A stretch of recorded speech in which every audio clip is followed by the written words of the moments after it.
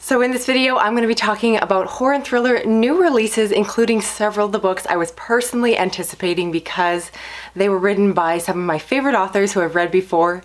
And I will totally admit before we get started that in this video there's going to be some hits, but also some misses. So if you are trying to figure out which new releases are worth your time and money, hopefully you'll find this video helpful. Let's get started. First, let's talk about Lone Woman by Victor LaValle, and this is a piece of historical horror that is set in, I believe, 1915. We follow a woman who is on the run. She has this trunk that she travels with, and you find out that when she opens this trunk, people tend to disappear, and so she's gotten herself into a lot of trouble. She just puts herself in a situation of isolation, hence the title of this book. However, through her travels, she meets another young woman, and their stories intertwine, and there possibly is a sapphic romance that ensues from there. This is a book I was highly anticipating because I do consider Victor LaValle to be one of my favorite authors, especially when it comes to horror and dark things. And while that completely still stands, I do think he's a fantastic writer, and once again his prose were beautiful. I love that he wove in very topical issues into this book. You have some great sapphic representation, but also larger conversations about Black lives, but set in this older time frame. So I find everything he does incredibly smart, incredibly well done for what he's trying to do. But in the case of this one, I didn't find the story to be incredibly compelling. It was very slow paced at times, especially the pacing was uneven, so when things started to get going, I felt like they slowed down again. And it is very character focused, which arguably is what he usually does in his books.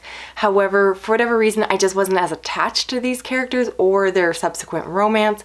And so because of that, I didn't entirely love this one. I didn't give it a horrible rating. I still enjoyed my time with the book for the most part. But if I were to rank the novels of his that I've read, I definitely would put The Changeling up top, followed by The Devil in Silver, and this one at the bottom, just because I felt it's the weakest of his work. But keep in mind that a bad Victor LaValle book is still actually a really good horror book, so I do think this book holds up on its own for the most part. It's just not quite up to the expectations that I previously hoped it would be. Next, let's talk about The Shards by Bret, Easton, Ellis. And this is his new release that I've read following after reading first American Psycho, then Lunar Park, and I've also read Lesson Zero. This book is perhaps most closely tied in with that one. This is a fiction book, but it's set in a meta, supposedly real timeline where we follow Bret in the 1980s, where he's going to a prep school. In this fictionalized timeline, there's also a serial killer on the loose targeting teenagers. And so we basically have two different plots going on. One being the main plot of this young Bret trying to navigate coming of age.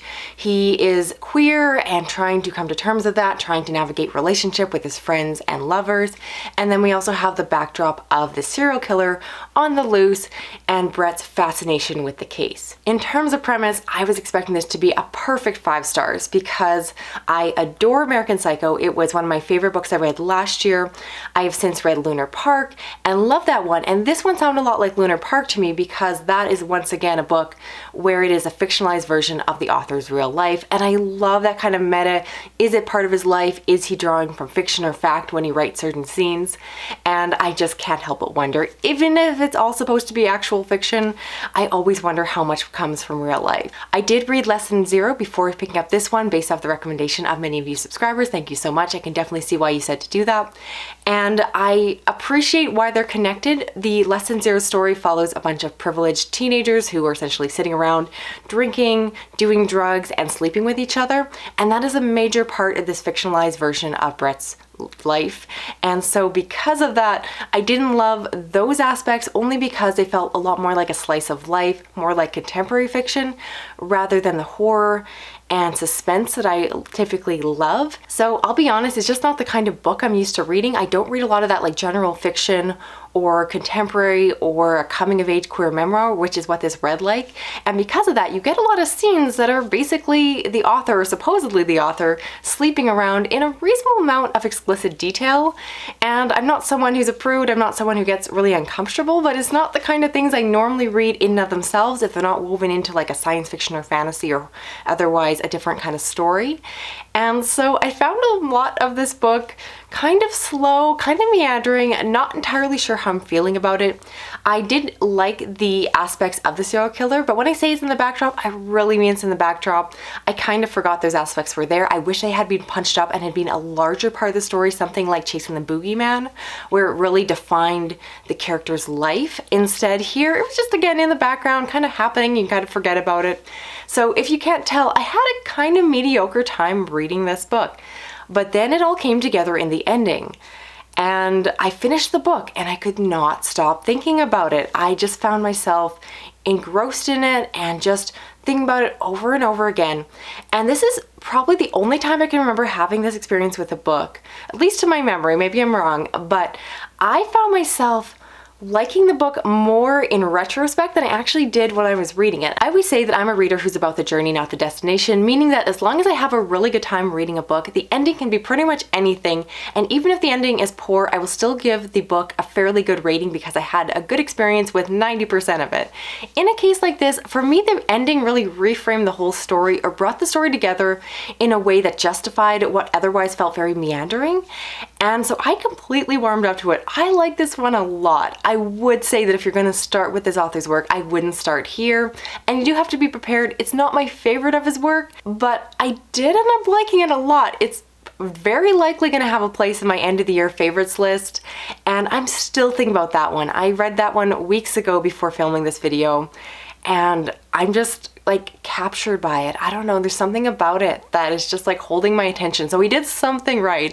I like his writing, I like his ideas. He writes very uncomfortable stories in a style that really works for me. I'm not sure if I'd love him as a person. I'm not sure I'd want to be his BFF, but as a storyteller, he completely works for me, even when I think he's not working for me. So I recommend it, but specifically to fans of his work already, this isn't the place to start. Then let's talk about Yellowface by R.F.Kuang, which I fully admit is not exactly a thriller book, but it's more like a dark contemporary that deals with some very cutting topical issues. If you don't know about this super buzzy book that is taking the internet by storm, this follows a young writer who is friends with this very popular writer of Asian descent who has written many popular books, and together they are hanging out when something happens and the famous writer dies. The other writer takes her work and decides to publish it under her own name.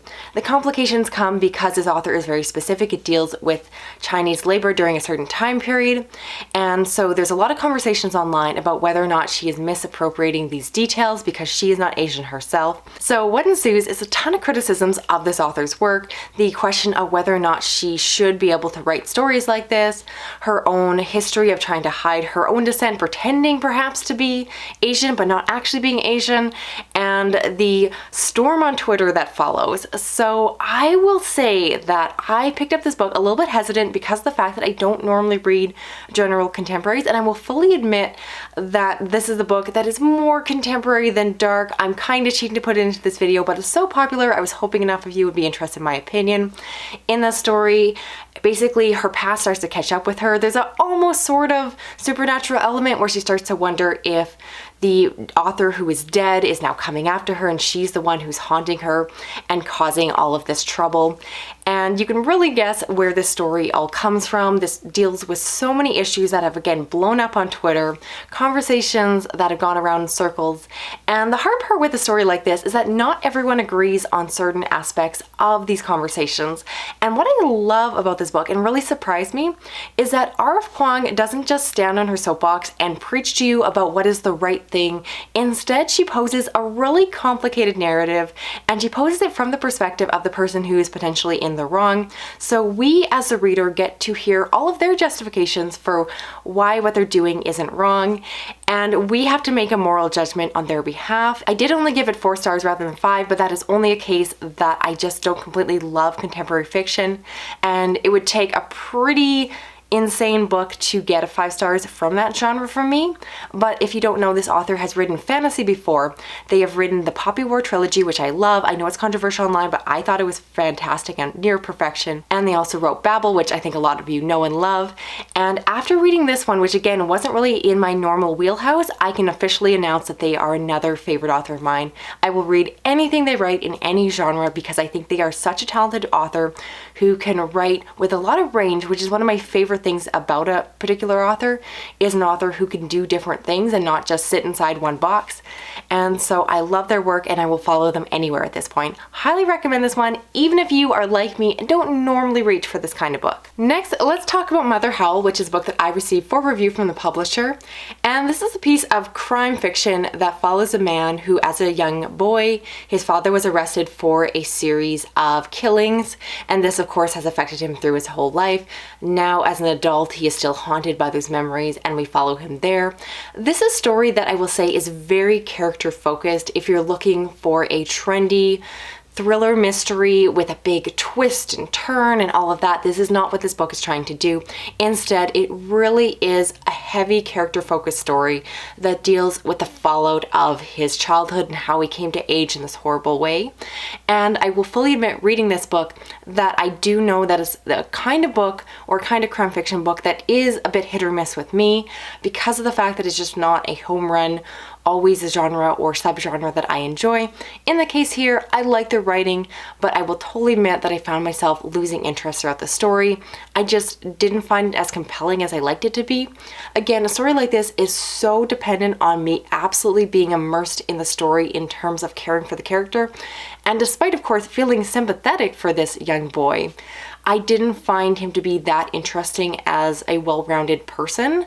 And so I found myself drifting when I was reading this. I just really struggled to fully immerse myself in this one. So if you can't tell, I didn't love it, but this is the same publisher that did Death of a Dancing Queen, which is a totally different book. And I'm really interested in seeing what this publisher can do. And so I am kind of watching to see, but in the case, if they come up with something like this, that's like heavy character focused, I might know next time that's not for me, but I had to give it a try. And I think a lot of you will enjoy this one a lot more than I do, just because I know that some of you actually love that slow burning plot a little bit more than I appreciate. Next, let's talk about Sisters of the Lost Nation by Nick Medina. This is a book I was highly anticipating and put in my beginning of the year video, and I was so excited then when I received a copy from the publisher. This is a piece of Indigenous fiction that follows a young girl or woman who is living on reserve. At the beginning of the story, you find out that women are starting to go missing, and things really ramp up when her own sister also goes missing, and she has to try to go and figure out what is happening to them. This is a book where I was so excited about it based off of the premise because of the fact that, at least here in Canada, missing Indigenous women is something that is really forefront in my mind. It is something that is happening here and has been historically happening here for a very long time. So a book that is addressing that directly through the lens of a horror or thriller story sounded completely up my alley. I should mention that this is more thriller than horror. It really falls into that genre. However, my issue with the story is that I didn't find it to be as exciting as I wanted.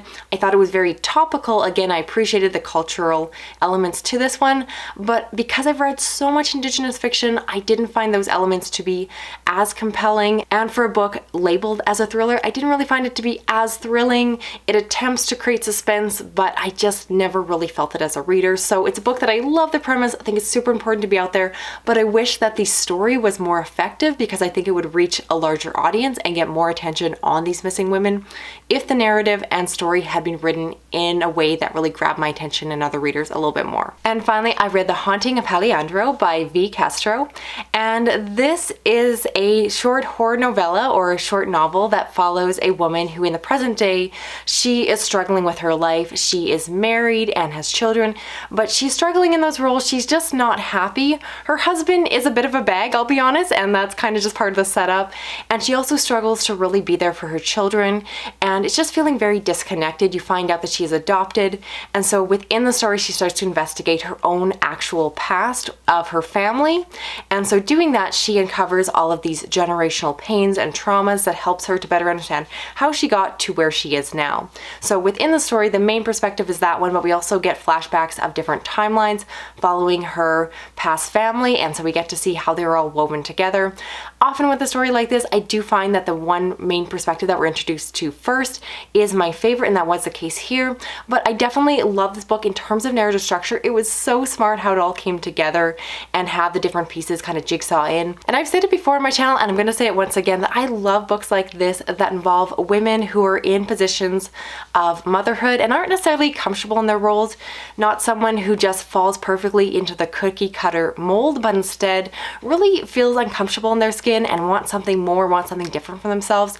I love that representation out there, not necessarily because it defines me, but because I think it's super honest for a lot of women's experience, and it's something we're not allowed to talk about when we want to be something more, something different, or when we're just simply unhappy, and we're just not allowed to talk about that. So I love this book in terms of what it's doing.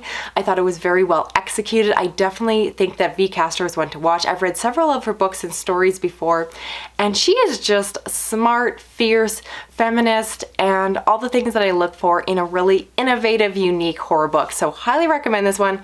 This new release is absolutely worth your time. So that's it for this video here. I'd love to know of the books I talked about, which ones are you planning on checking out for yourself? And as well, I would love to hear your opinions if you've already read some of these, especially if we disagree, because I know I got some unpopular opinions in this video. If you want to stick around and subscribe, I do read a lot of horror, thriller, science fiction, and fantasy. Otherwise, you can help me out with a thumbs up. You can also drop a comment, an emoji, whatever works for you. And if you want to hit that little notification bell, you'll never miss a video from me. Don't forget, I always have links down in the description if you want to jump over to Goodreads, as well as different ways to support my channel. Thank you so much. I'll talk to you again soon. Okay, bye-bye.